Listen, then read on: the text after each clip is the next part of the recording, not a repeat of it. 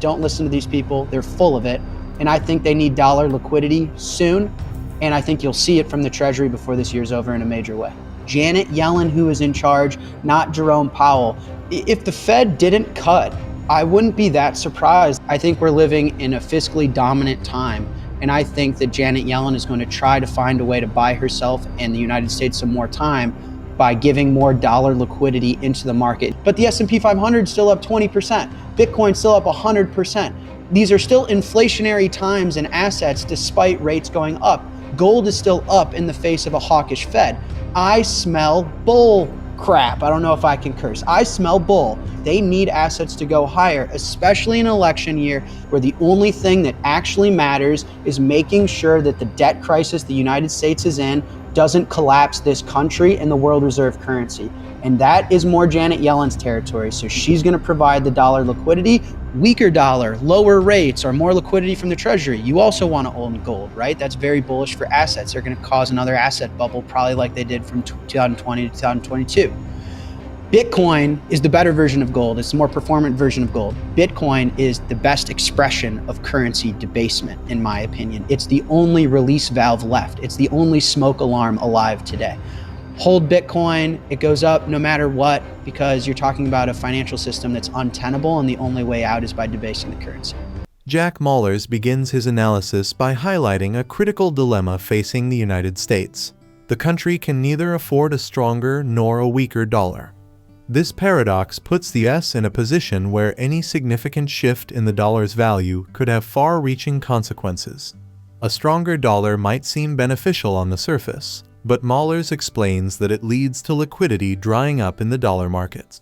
This lack of liquidity puts pressure on foreign entities holding us dollar-denominated debt, forcing them to sell off us treasuries to meet their obligations.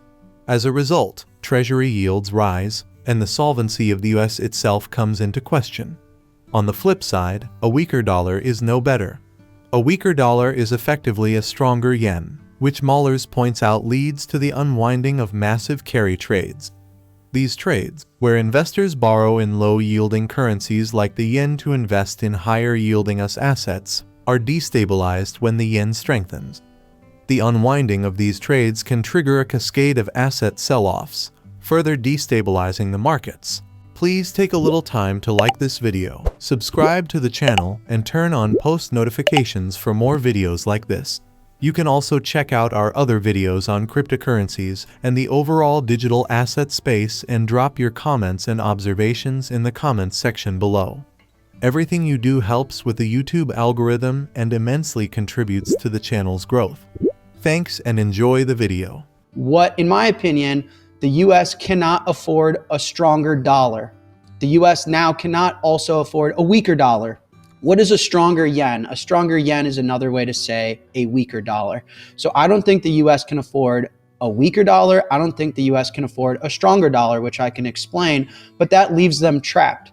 And I think what we're seeing right now is liquidity dry up in the dollar, and you're going to see in the near term liquidity from the Treasury. I think we're living in a fiscally dominant time. And I think that Janet Yellen is going to try to find a way to buy herself and the United States some more time by giving more dollar liquidity into the market. And so you can think of dollar liquidity like a swap line. You can think of dollar liquidity like the bank term funding program. So what I think we saw is the dollar weakened against the yen, trouble, unwinding of a carry trade. If the dollar strengthens, it's an unwinding of another carry trade, which dollar strengthens. Those that hold dollar debt all of a sudden have tough time financing that. You sell what you can, not what you want. All these foreign entities own treasuries. You sell the treasuries, the yields go up. The yields go up. US solvency is now questioned. They print money anyway. So they're stuck. They're stuck. And so the idea that it's soft until it isn't. Don't listen to these people. They're full of it. And I think they need dollar liquidity soon. And I think you'll see it from the Treasury before this year's over in a major way. If the Fed didn't cut, I wouldn't be that surprised. I know the market is pricing it in, but again, if the yen strengthens or the dollar weakens, it's the same outcome, is that there's a massive carry trade capturing the spread of those two currencies. And so it's no one knows if the Fed cuts by 50 basis points, if they're going to trip up financial institutions and cause a cascade, right? So if the Fed actually didn't touch anything and said, hey, CPI came out supportive, we're going to need to see more jobless claims to actually take action, that wouldn't surprise me. But I think what people mistaken is the price of money, which is interest rates, versus the quantity of money, which is the amount of dollars printed. They can still print and cause asset inflation without moving rates. So I'm lesser concerned. I actually don't care as much about the rates because, as I said, the US is stuck. Stronger dollar, bad news. Weaker dollar, bad news. They need to find dollar liquidity. So we've had rates 5%, 5.5%. People are making a lot of money. Tether's making a lot of money on those short-term T-bills, but the S&P 500 is still up 20%. Bitcoin's still up 100%. These are still inflationary times in assets despite rates going up. Gold is still up in the face of a hawkish Fed.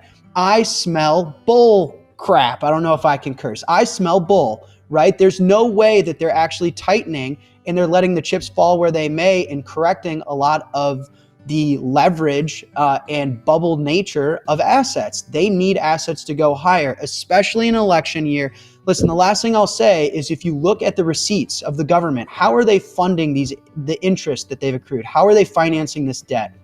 They're financing it on capital gains. They're financing it on the S&P 500 going up. They cannot afford the S&P 500 to go down. It is a number go up at all costs. And so I think in the near term, you will see liquidity not necessarily coming from rate cuts, but coming from the Treasury, fiscal dominance. It is Janet Yellen who is in charge, not Jerome Powell. If Jerome Powell was in charge, he would focus on his 2% target. He would keep squeezing this market. He would let things go and solve it. He would let the chips fall where they may, and he would be on a war path to get inflation back down to his target. That's not what's happening. We are living in a fiscal dominant time where the only thing that actually matters is making sure that the debt crisis the United States is in doesn't collapse this country and the world reserve currency. And that is more Janet Yellen's territory. So she's going to provide the dollar liquidity just as she has been. How is Bitcoin and the S&P performing so well with the fastest rate hike ever? Where'd that liquidity come from? It came from the Treasury. It will continue to come from the Treasury. So I think you see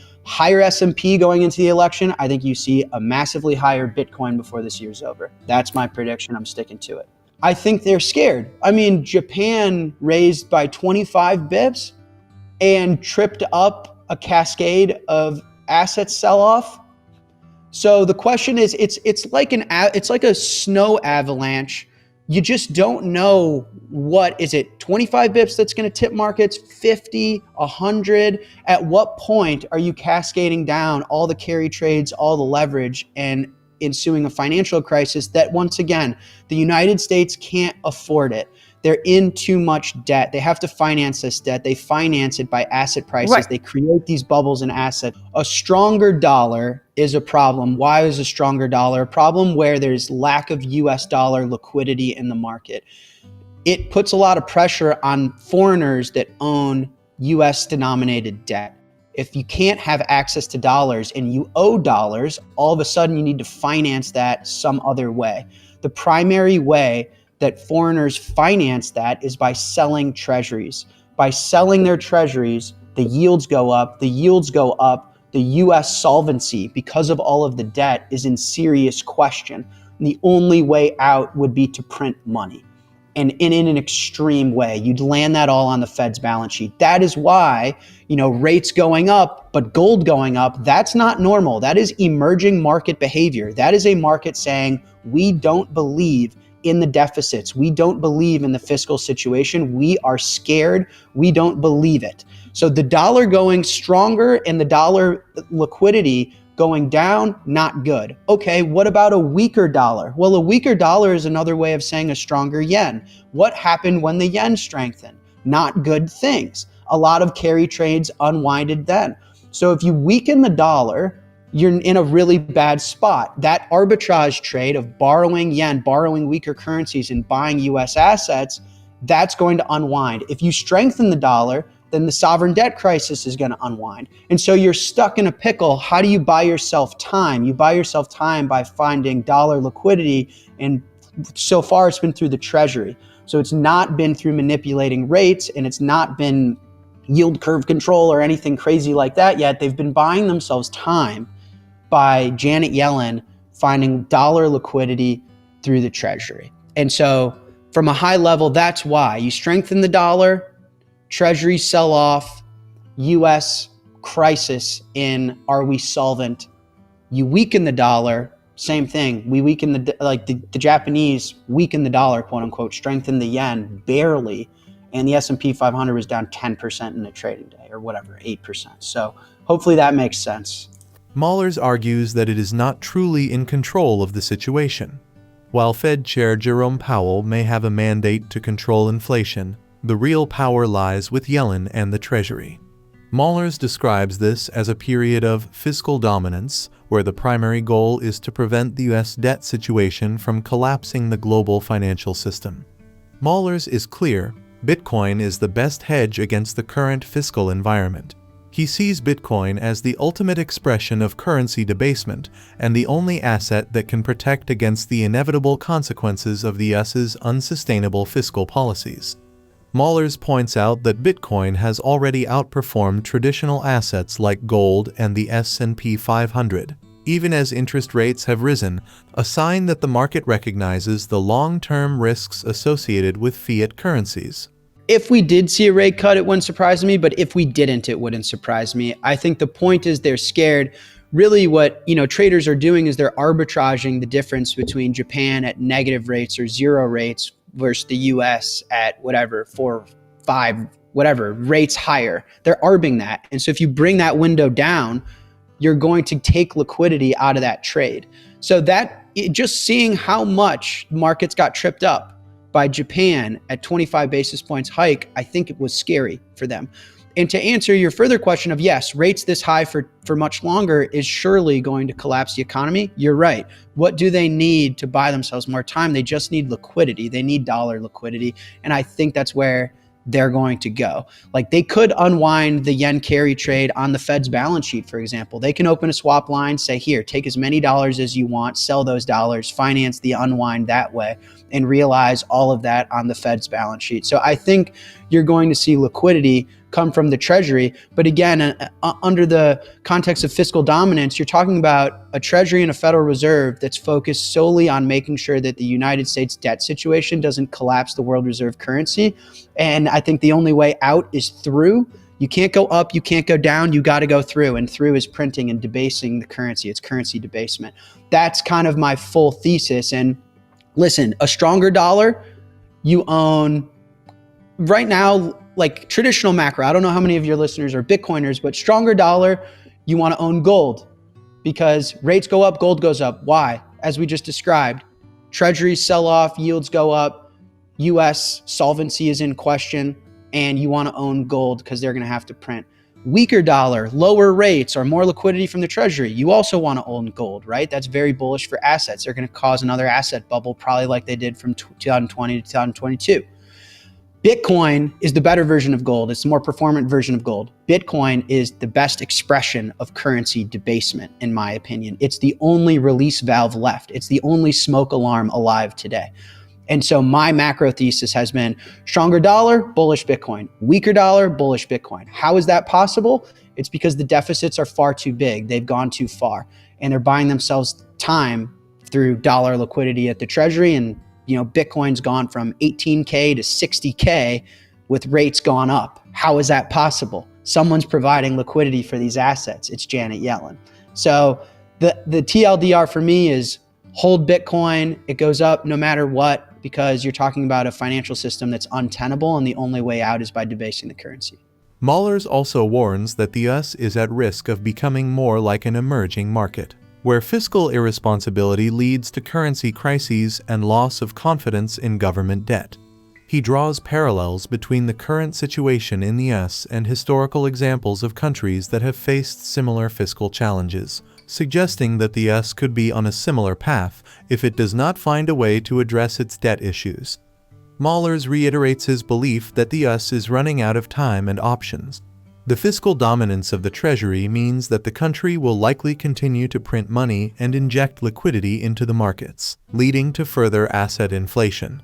However, this approach only buys time and does not solve the underlying problem of unsustainable debt. Mahler's advice is clear: hold Bitcoin, as it is the best protection against the inevitable consequences of this fiscal policy. Please like and subscribe my channel.